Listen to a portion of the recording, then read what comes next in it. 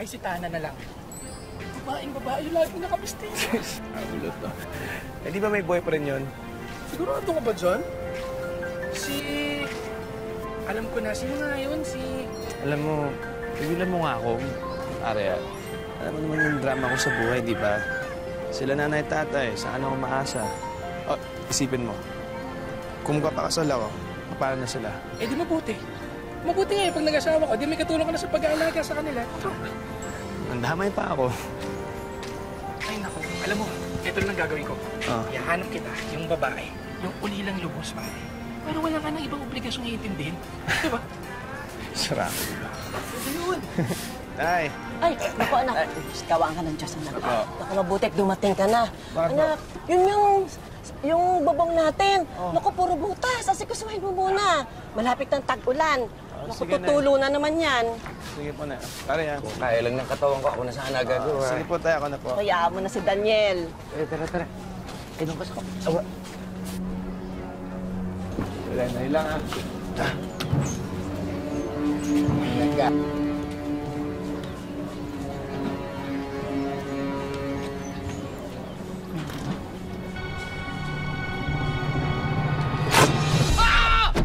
Daniel, pare! Huwag ka muna kumilos, baka napilayan ka! Okay ka lang ba? Okay lang. Nanay, nahilang. Okay lang yan. Dahan! Yung likod mo.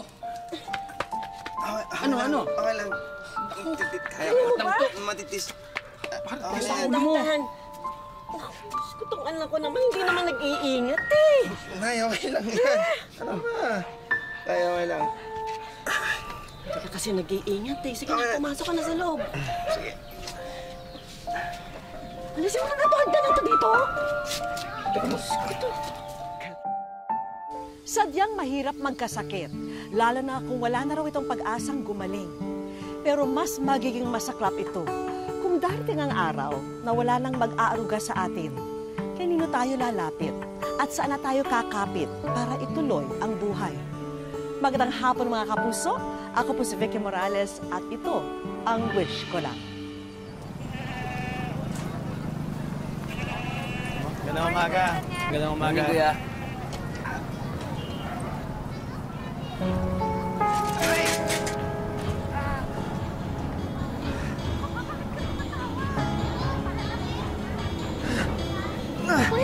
Kuya, okay ka lang? Hintayin mo yung bike. Anong tingin-tingin mo dyan? Tulungan mo lang. Wait lang.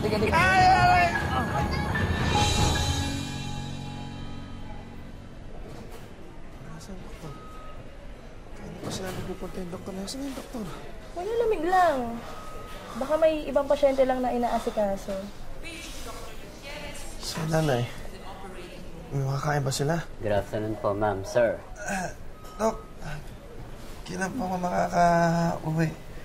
Hinahanap na po ako ng mga magulang ko eh. Hindi po ganun kadali yun. Na-damage po yung spinal cord ninyo. Kuya.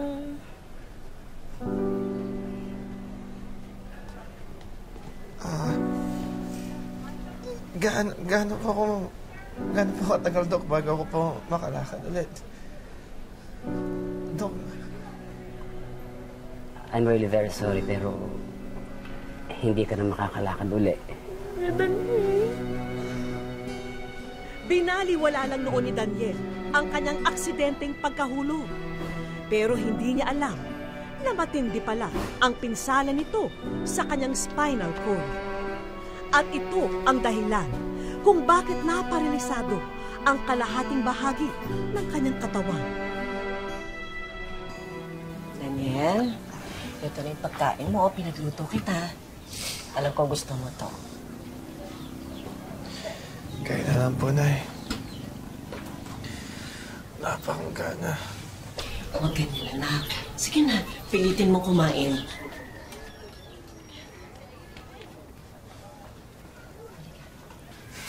Mali po ito, Nay. Mali po.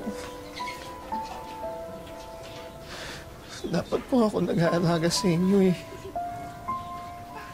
Hindi mo kayo nagsisilbi sa akin. Anak, hindi. Huwag ka mag-isip ng ganyan. Alam mo naman na... Nice sila, Lorna. Ba't di pa kayo kinukuha? Di ba alam naman yung balbado na ako? Anak, may sarili ng buhay ang mga kapatid mo. At saka, hirap din sila katulad ng sa atin. Sige na, kumain ka na. Ka na mag-isip. Sige na, kumain ka na.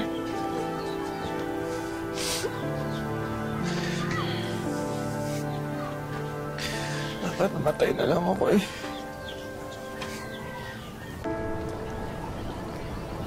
Tay, pingi po ng tubig. Tay?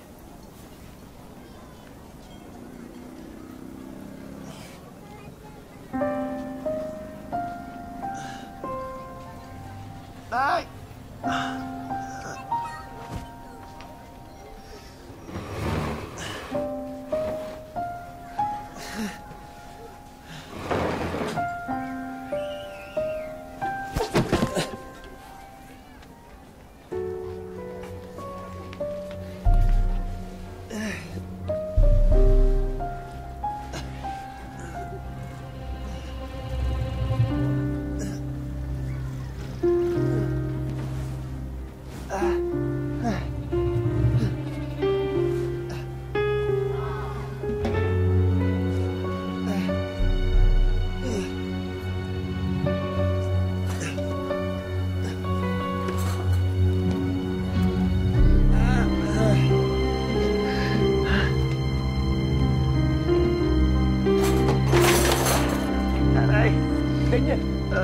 Daniel! Ano ba? Diyos ko, anak! Bakit hindi mo na lang kami tinawag kung may kailangan ka? Ayan, kita mo, munti ka na bagsakan. Eh, kung tinamaan ka ng mga yan, mas malaki pang problema. Ayan. Ano ba kailangan yun, Diba, anak? tutulungan na kitang bumalik.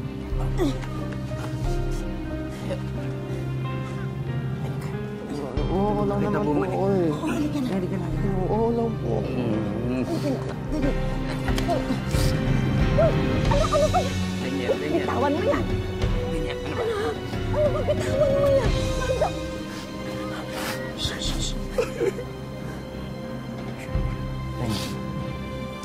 Anak.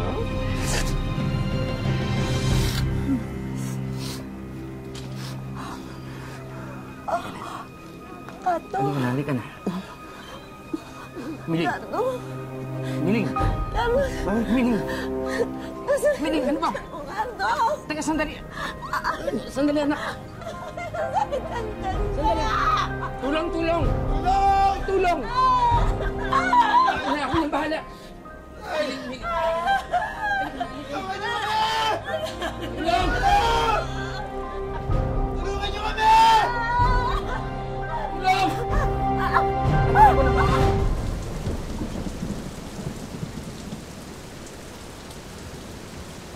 Malubhang sakit sa bituka ang umagaw sa sigla ni Nanay Miling. Wala na raw lunas dito. Sabi ng doktor, 2 buwan na lang daw ang itatagal ko. Pero halos 1 taon na. Nandito pa rin ako.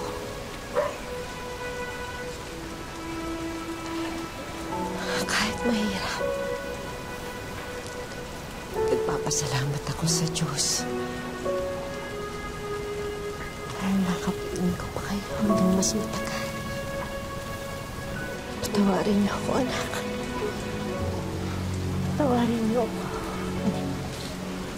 Hindi ko na kayo mapagsisilbihan ng mas matagal. Huwag kayong mag-alala. Napaka yung pagkukulang sa akin. Mahal na mahal ko kayo. Mahal na mahal ko kayo.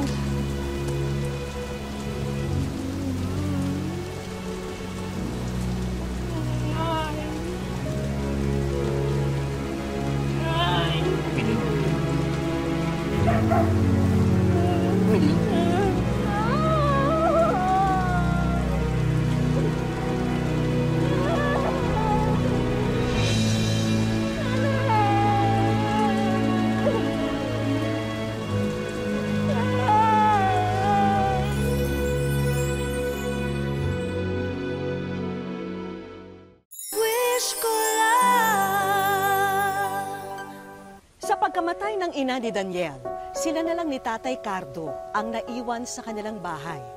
Kaya paano na nila aalagaan ang bawat isa? Sino ang kikilos kapag nagsama ang isang baldado at isang nanghihinang matanda?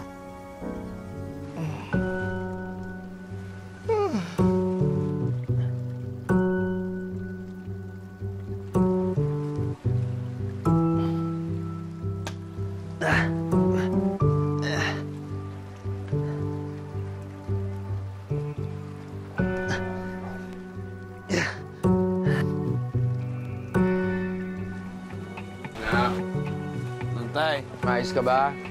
Nay lang, Tay. May mga bisita ka. Nay lang. Sige po, Tay. Morning, Kuya Daniel. Oy, magandang umaga. Kumusta? Okay naman po, magandang umaga. May pinadala pong pagkain si nanay Ayan. para sa inyo. Talaga? Sana daw magustuhan niyo. Salamat, salamat. Salamat sa nanay mo, ha. Napakabait talaga nito mga kapitbahay namin, no? Naku, okay lang po yun. Ay, siya nga po pala, okay na po yung tubig nyo. Ayun. Kamusta po yung ginawa nating lubid-lubid? Okay nga eh. At least, pag nandito ako sa bahay, nakakakilos ako kahit paano. Maraming salamat. Wala po yun, hayaan nyo po. Iisip pa ako ng iba pang gawaing bahay para hindi na po kayo tatayo. Sige po.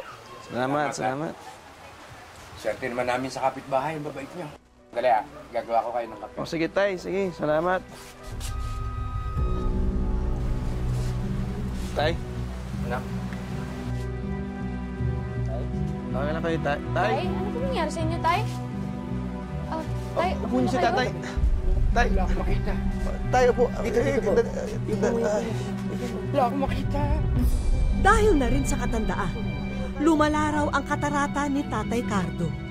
Kaya lumabo ang kanyang paningin na tumuloy na rin sa pagkabulag niya. Pato. Wait. Buti na lang nasa taas to. Tay, gising na. Sasahin muna ako. Ayun.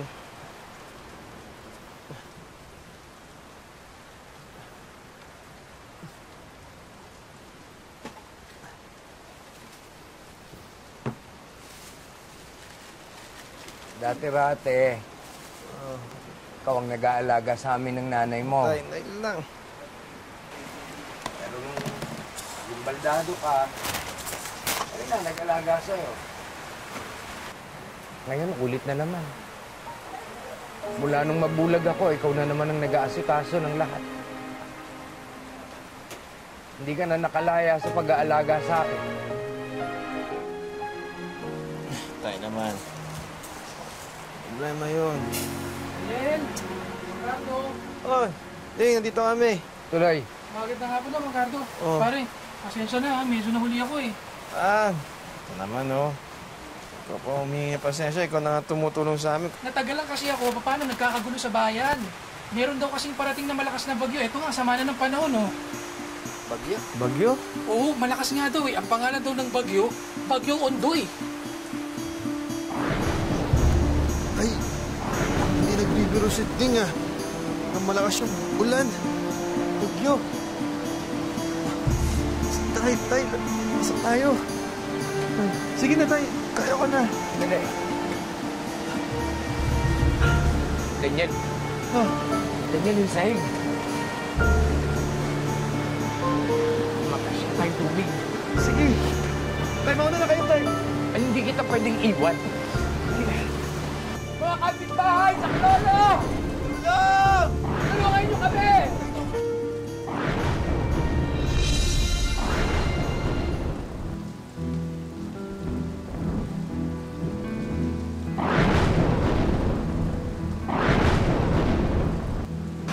Tay, mauna na kayo, Tay. Hindi kita pwedeng iwan. Tay, mauna na kayo. Malulunod tayo sabay.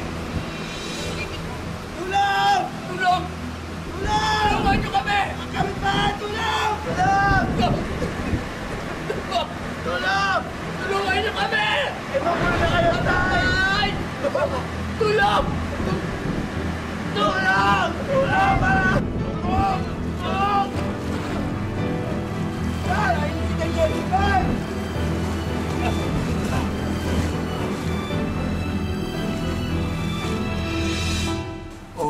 pare, ha? Pinagtulungan na namin ayusin itong bahay niyo. Salamat, pare, ha. Nakakaya na nga, eh. Hindi ko alam kung paano kayo mabubuhay kung wala kayo. Ano ka ba naman? Baka pagsalita ka, parang hindi naman tayo mga magkababata. Salamat talaga. Okay lang po yan. Napakaswerte namin na nagkaroon ng mga kapitbahay na kasimbuti nyo. Makakabawi rin kami ng utang na loob pa ng araw. Wala po yun. Tulong na po namin sa inyo yan. Paano po? Mauna na po kami? Sige, salamat. Sige po. Pare, ingat.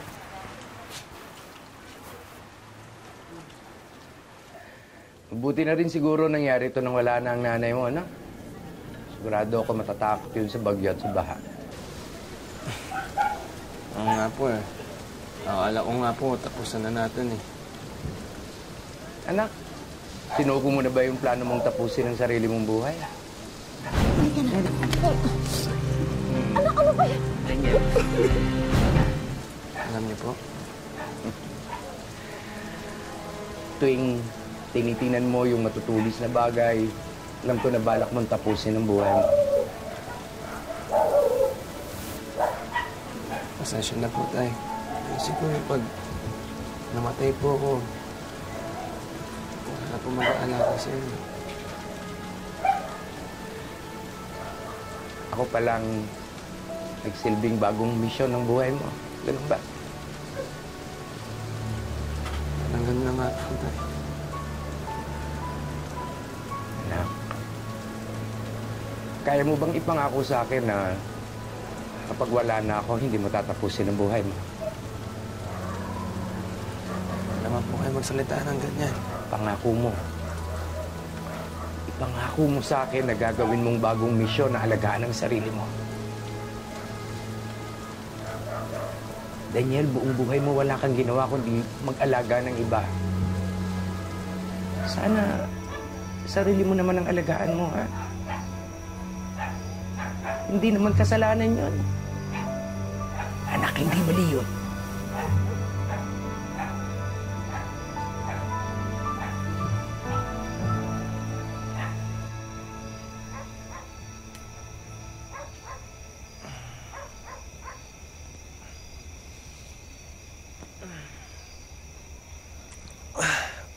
Tay. Eh, gising na.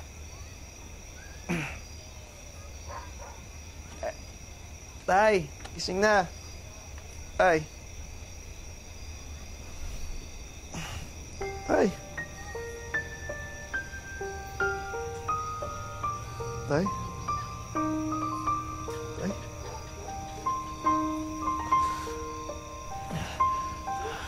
Tay.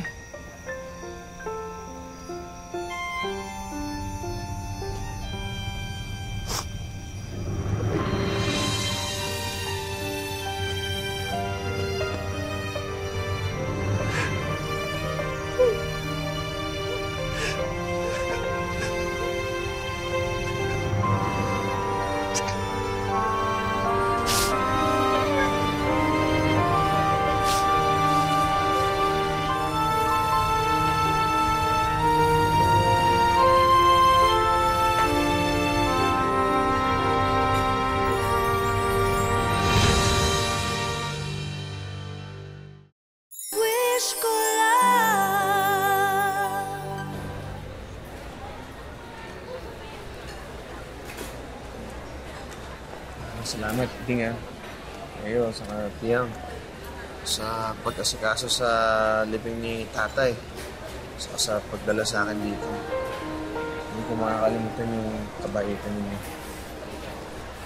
Daniel naman, parang ka namang mamamatay na kung magsalita ka. Ano ba?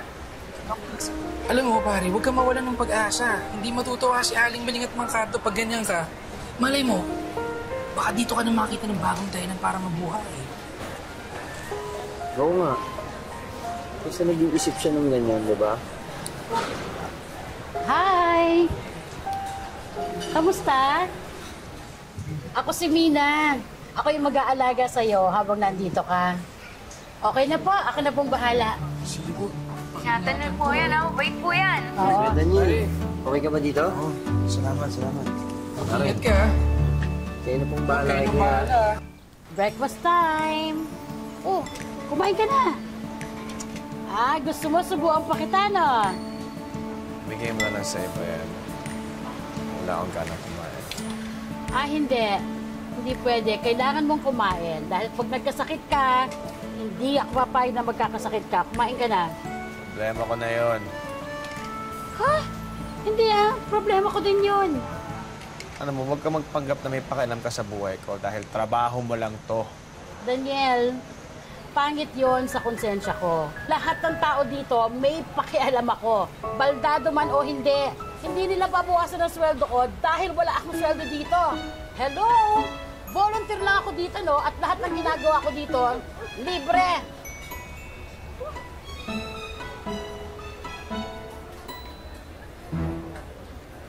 Sorry sa sinabi ko, Bakit bang sungit mo? Tapos gusto mo, mamatay ka na. Paramdam ko kasi wala na akong silbi. Nabubuhay ako, pero para saan? Ano? Lahat ng nakatira dito, matatanda na at may depresya yung mga katawan. Wala na rin silang silbi, ganun ba? Ang ibig sabihin ba doon dapat mamatay na din sila? Hindi yun ang ibig kong sabihin. O anong ibig mong sabihin? Sige nga, ipaintindi mo nga sa akin. Alam mo, madaling magsalita ng ganyan. Kasi malakas ka pa, may silbi ka pa. Hindi mo alam yung pangaramdam na inutil. Makinig ka ha. Alam mo ba kung bakit ako nag-volunteer? Malalaki na yung mga anak ko at may kanya-kanya na silang pamilya. Alam mo ba, Daniel, na buong buhay ko, wala akong ginawa kung hindi alagaan sila. Pero ngayon, hindi na nila ako kailangan Pero ako, imbis na magmukmok, gumawa ako ng paraan. Umanap ako ng paraan na baka pwede ako mag-alaga ng ibang tao. Ikaw ba, nasubukan mo na ba yon?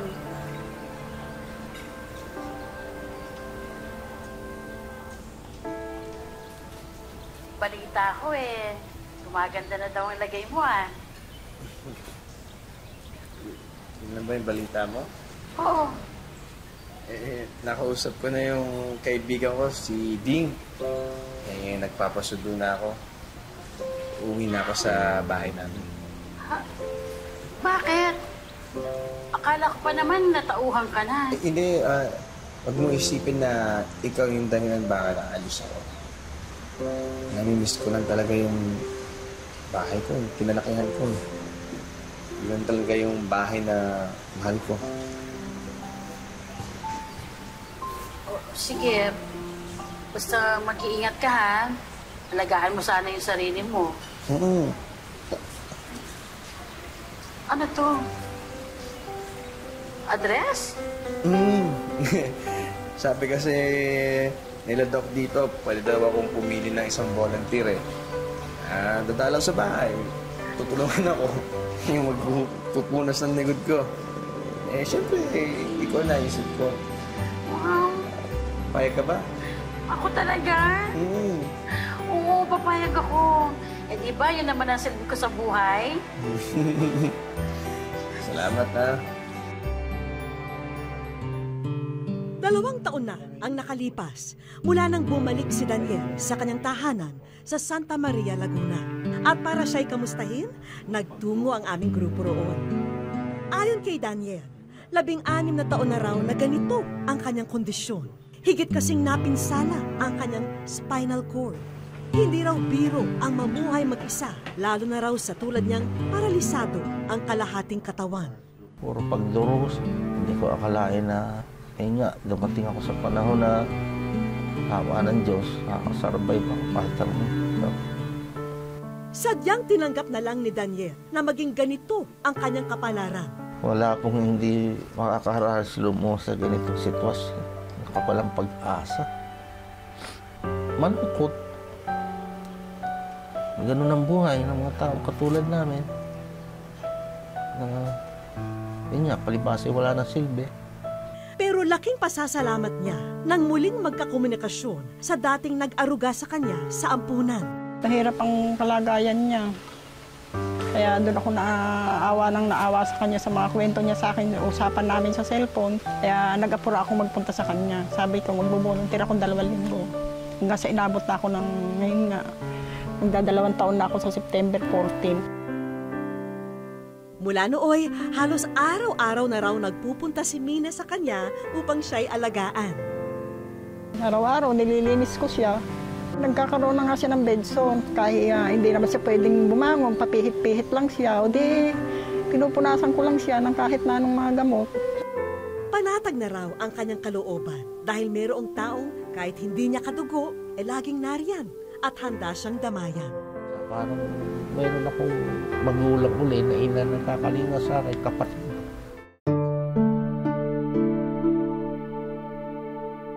Ang isa pang tao na wala raw sawang tulungan siya, ang matalik na kaibigan na si Brother Ding. Binibigyan naman ako ng pagkakataon ng Panginoon na yun nga, may time na pag malapit yung mission ko dito, nakakapunta ako sa kanya at nadadalaw ko siya. Lahat daw gagawin ni Brother Ding para matulungan si Daniel. Ito rin ang nagtulak sa kanya para idulog sa aming programa ang kwento ng kaibigan. Sana ma-feature ito sa wish ko lang. Kasi nakikita ko doon, natutulungan eh. Ang dami natutulungan.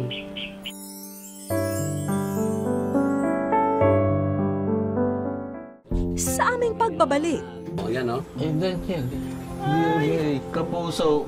Para tayo sa wish ko ng malay ko. Wish ko lang. Habang abala si Mina sa pag-aasikaso kay Daniel, natsyempohan namin na paparating si Brother Ding sa kanilang bahay.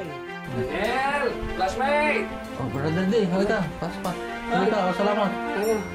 Salamat. Tigala akong pagkain. Meron nga pala akong basahin mo ito ha? May libro raw siyang nais iabot sa kaibigan.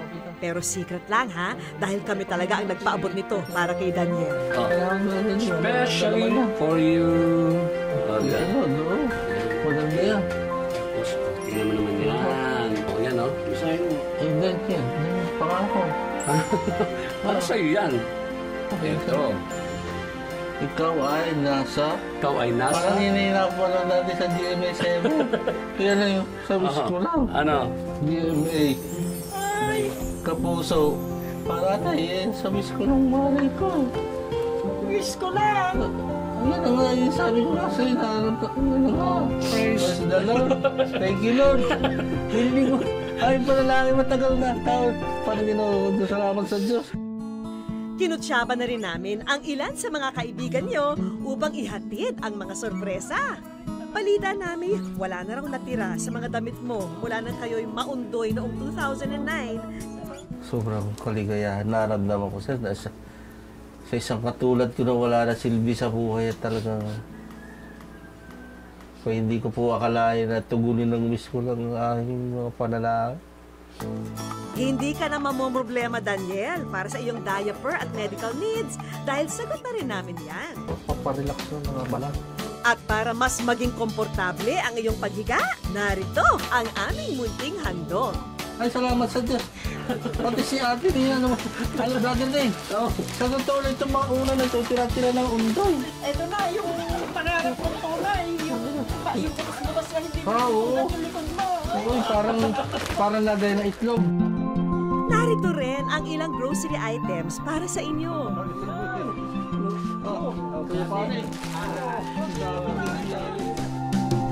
May bagong appliances din kaming regalo para sa inyo. Napuno na ng biyaya ng wish ko lang itong aming maliit na bahay. Salamat sa Diyos. Sobrang nagpapasalamat ako sa wish ko lang na kayo ang ginamit ng Panginoon. Ang pangarap mo ring business, eto, at nasa inyo ng harapan. Ilo mo, isa pa bang tigas pa. May timbangan pa. Pag-ayamanin namin ito. Iingatan para tumagal. At syempre, para tuloy-tuloy ang pasok ng biyaya sa inyo, may kaloob din na regalo ang isa nating kaibigan. Sinamahan pa namin yan ng medical assistance. Malaking tulong para kay Daniel ito. Maraming salamat po. Thank you.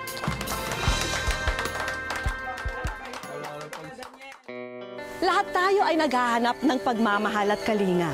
At kung gaano natin ito hinahangad, huwag din natin itong ipagkait sa ating kapwa na nangangailangan nito. Maraming salamat po sa inyong pagsubaybay. Ako po muli si Vicky Morales at ito ang Wish Ko Lang.